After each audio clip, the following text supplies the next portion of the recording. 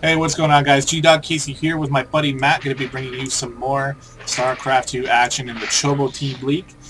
First off, let's introduce the blue Protoss here in the top right corner of Overgrowth is going to be All Inspirations Hazatoth. And in the bottom left corner, we have for Team FxL, we have the yellow Protoss, Rengen. So we have another PvP. This is the best of 3 series between them. And so far we have Rengen up 1-0. Yeah, with that really interesting Zealot push into a 4-gate, it looked like Hazatoth just had absolutely nothing to stop that. So we'll see what kind of adjustments they make here. Yeah, no early probe to send out that proxy pylon for Rengen this time, so I think he's going for a little bit more standard. Yeah, at least so far. We'll have to see that. The thing I like about PvP is that it's a very aggressive matchup usually, and a lot of different things, players come up with a lot of different openings to find quick ways to do damage to their opponent early on.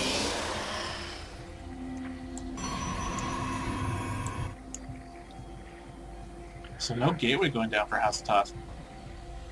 No, and Rengen's looking for pylons in his base. Here's the gateway. A little bit late though. And that's 2 probes being sent out. I don't know, he's really nervous. Look at Hazatoth. He's taking that probe everywhere, and he's just making sure he can see everything. He's got that 1 probe scouting all over the base. He's looking for other proxies. And that hurts because now he's got 2 probes that are not mining. Yeah, now these 2 probes might high five, or they might they're just going to be out of each other's vision. Yeah. Definitely not forgetting to scout this time, though, for Hazatoth. And actually, look at that fast Nexus. And I really don't like this play. Because he's going to see that right away, and he can automatically think early aggression, because that 400 minerals is a big difference in army units very early in the game. Yeah. I mean, the thing is, if Hazatoth can hold this, then it's going to be absolutely great for him.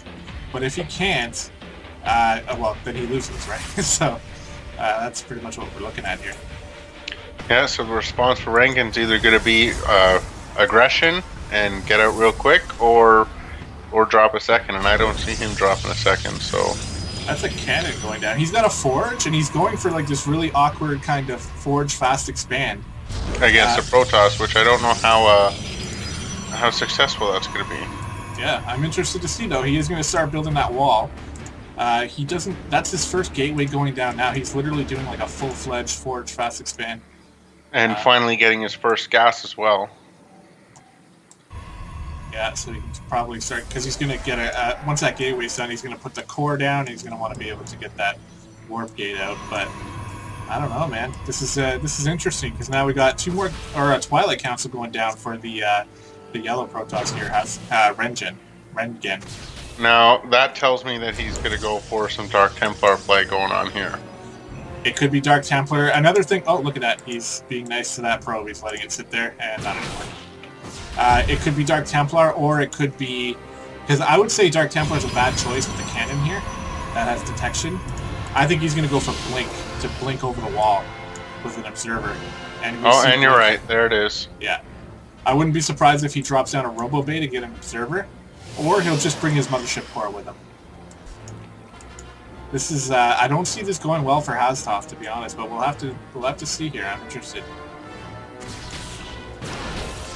And this Stalker, because he has no units out, and he went for that, like I said, when you go for that quick expand, you don't have very many units out. Now, he's chrono boosting out a Stalker as it stands, but that pylon, it's a possibility that he's going to get that before that Stalker even does anything.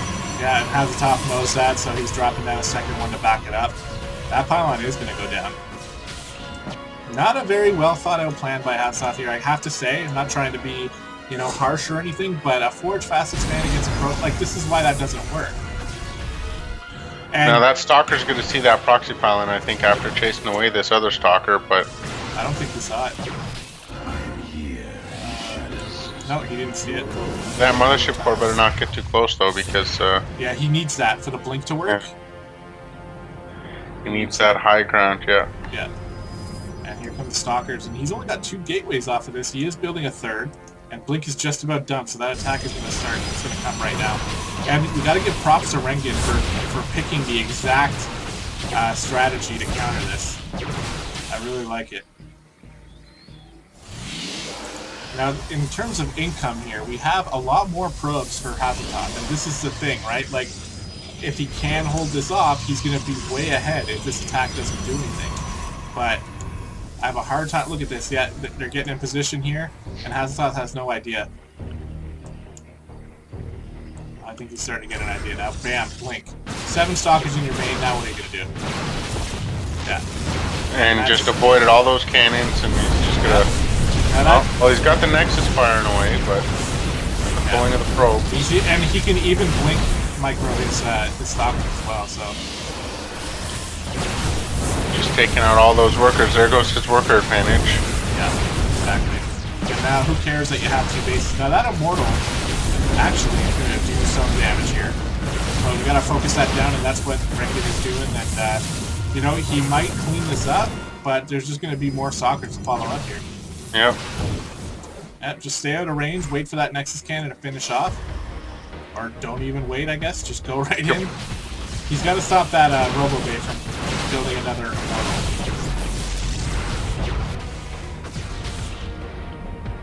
There we go. Yeah. Take out the that main is pretty gone, though, so he's got to start working on that natural. Yeah, and see, he's pretty all in with this. He hasn't done anything back at home. So he's just banking everything on this, but I don't see a reason why not to. Yeah, all the other probes get pulled off the line, and this is pretty much all over but the crying here. Probes getting 1 shot. No probes left for Hazatoth. Oh no, he still has 6, I guess. But... And we have the GG. That was a very, very good counter to what Hazatoth did. Yeah, and that's basically the reason why you don't go for a Forge Fast Expand against anybody but a Zerg. Because a Terran can do the same kind of thing. They can just drop, right? They just go past your wall by dropping. The Blink, perfect response to what he saw, and, you know, he just, he basically outplayed Hazatoth here. And at least from the games played, that's going to tie up the series here at 3-3. And it is the last game of the week here. So the game did not, or the week did not end in a tie.